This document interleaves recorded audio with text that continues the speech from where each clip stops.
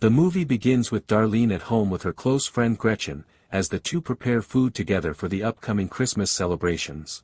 We learn that at this time of year, the electricity often goes out because of snowstorms, thunder, and lightning. As soon as the power returns, Darlene rushes to check that the video she was uploading to her channel has finished. It's a video where she talks about her daughter Sally, who disappeared 20 years ago, and she still hopes that her daughter is alive. Once the upload is complete, Gretchen says goodbye and leaves, while Darlene stays alone, goes to her room, and watches the video until she falls asleep. A short while later, Darlene wakes up to the sound of knocking at the door. When she opens it, she's shocked to see Jack, her sister's ex-husband, whom she hasn't heard from in nearly 19 years. He tells her that he was nearby when his car broke down, and since the storm was too strong, he decided to stop by to wish her a Merry Christmas. Darlene is happy to see him after all these years but tells him he should let Julie, her sister, know, because if Julie finds out he visited without telling her, she'll be furious. Jack replies that he doesn't care, what matters is that he finally got to see Darlene again after all this time. He admits he missed her and still loves her as he once did. At that moment, Darlene feels uneasy but still invites him inside to have something warm to eat. They go to the kitchen, where she serves him some food. Jack gives her a Christmas gift, and she's delighted that he still remembers her and brought her chocolate, just like he used to. Jack tells her that his love for her never changed despite the years apart, and that leaving her wasn't his choice. Darlene tries to avoid the topic and suggests they sit outside instead. As Jack looks around the apartment, he tells Darlene he knows she's never been able to forget Sally and still lives in hope of her return. Then he asks, "What if you found out Sally was killed, and that you saw the person who did it?" The question shakes Darlene deeply. She answers that she would go to the police, because she couldn't take justice into her own hands. Jack tells her that her perfect world view won't help her, that if something like that ever happened, the best thing to do would be to kill the person herself to find peace.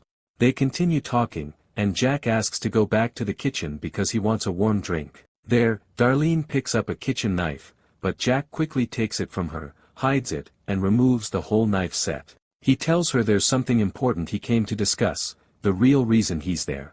Darlene becomes nervous and afraid, runs to get her phone, but Jack snatches it and hides it too, asking her to make some tea so they can talk. When she returns with the tea, Jack tells her that he saw the video she posted and felt sorry for her, which is why he came, to tell her the truth. Darlene accuses him of lying, saying his car didn't really break down and that he came here for a specific reason.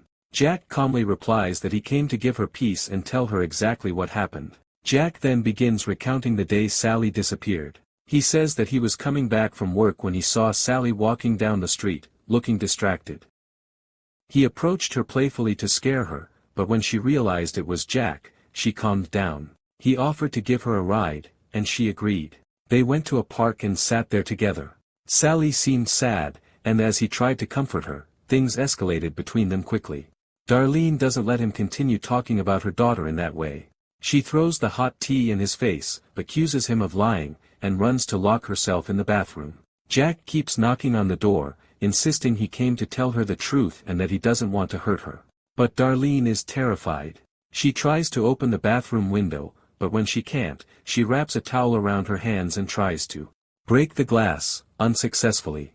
Jack calls out to her, asking her to come out so they can talk, promising she doesn't need to be afraid. Darlene replies that she will only come out if he steps back 5 steps, and she watches as he actually does. She hides a razor blade in her hand for protection. But when she steps out, she's shocked to see Jack holding a gun. He quickly says he's only carrying it for protection and won't use it. Then he tells her to drop the razor she's hiding, saying it's obvious in her hand. Darlene is surprised that he noticed, but she eventually drops it to the floor. After that, they sit back at the table and talk again. Jack tells her that what happened between him and Sally that day wasn't something he intended or expected to go that far. When she started screaming and trying to resist, he tried to quiet her several times, but she kept biting him. He became afraid that people might hear and come after him, especially since he was married, had a job, and a family. He feared his whole life would be destroyed. So, in a panic, he pushed Sally, and she fell on her neck and died instantly. Darlene breaks down upon hearing this, and Jack tells her that he still keeps the French book Sally had with her on the day of the incident, it's in his car outside. Darlene demands to see it, so Jack agrees and steps out to get it.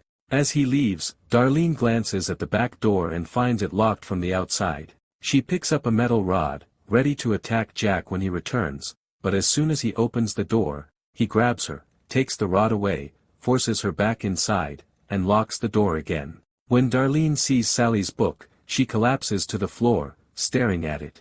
Jack tells her he disappeared all these years because of guilt and didn't know how to face her after what happened. Darlene tells him there's no justification for what he did. Sally was only 16, and he was a grown man who clearly took advantage of her. Jack suggests they go somewhere else to talk more calmly. Darlene agrees and goes upstairs to change her clothes while Jack waits. Suddenly, the power goes out again. Taking advantage of the darkness, Darlene strikes Jack on the head, grabs his gun, and forces him downstairs at gunpoint. She ties him to a chair and tells him she lied earlier when she said she'd call the police if she ever found out who killed Sally. The truth is, she spent the last 20 years imagining this exact moment, thinking of how she would torture the person who took her daughter away. She starts playing Sally's tapes, showing her belongings and the news reports about her disappearance, all the recordings Darlene has kept, searching endlessly for clues. Then Darlene grabs a flashlight and goes upstairs, leaving Jack tied up below. Jack starts begging her to bring the flashlight down, saying he suffers from panic attacks and fears the dark, that something bad might happen to him. Darlene returns and tells him she did that on purpose, to keep him alive as long as possible so he can suffer. Jack insists that what happened wasn't entirely his fault, claiming Sally was responsive to him. Darlene becomes enraged, grabs the gun, and orders him never to say such a thing about her daughter again. But when he repeats it, she shoots him in the leg. Meanwhile, Gretchen, Darlene's friend, is out walking her dog nearby. Since she lives close to Darlene's house, she hears the gunshot. She calls Darlene to check on her, but her phone is off. Then she tries the landline, but it's disconnected.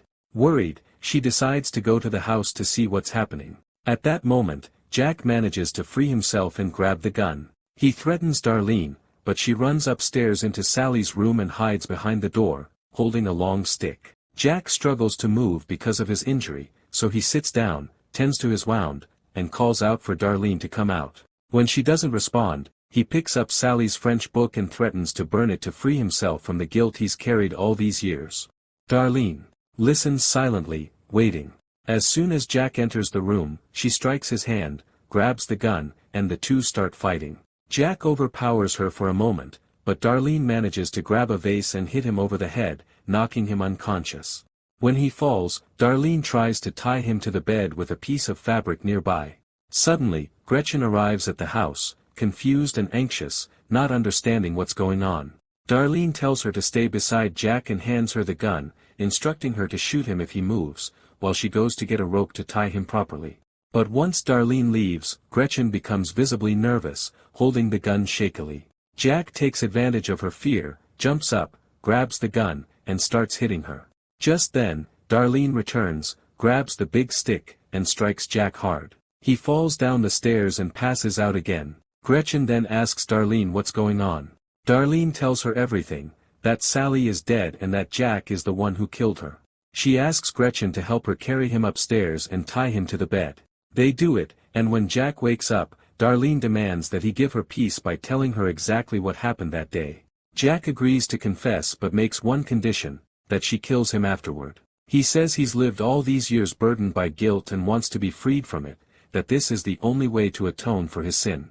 Darlene agrees, promising she'll kill him once he finishes, and that she won't call the police, she just wants to know the full truth. Jack begins his confession. He says Sally was coming home from school when she got into his car. They went to a park, and she started talking about her mother, always drunk and unaware, and her father, who had problems and no longer lived with them. She said she felt unstable and lost. Jack says he imagined that Sally was Darlene when she was young, and he started getting close to her. Sally, confused, thought he was just her aunt's husband trying to comfort her. But then Jack tried to assault her. Sally resisted, screamed, and hit him, but he continued until, without realizing it, he had violated her. Afterward, Sally screamed for help, and when he tried to silence her, he hit her, and then heard the horrifying sound of her windpipe snapping. After hearing everything, Darlene asks where the body is. Jack tells her he dug a hole and buried her right there in the same spot. He apologizes, saying he raped and killed her daughter. Darlene tells him that now she finally knows what she needed to know. She picks up the gun and fires 2 bullets into the wall, then tells him she won't give him the relief he wants by killing him. She reveals that she had turned on Sally's old cassette recorder before he began speaking, recording his entire confession. She says she'll take it to the police so he'll be punished as a child rapist and murderer, where he'll suffer far worse. Jack begs her to kill him and end his pain, but she refuses. Moments later, Darlene goes downstairs and sits with Gretchen, finally relieved that she has justice for her daughter, holding in her hands the recorded confession of the man who destroyed her life. The movie ends there.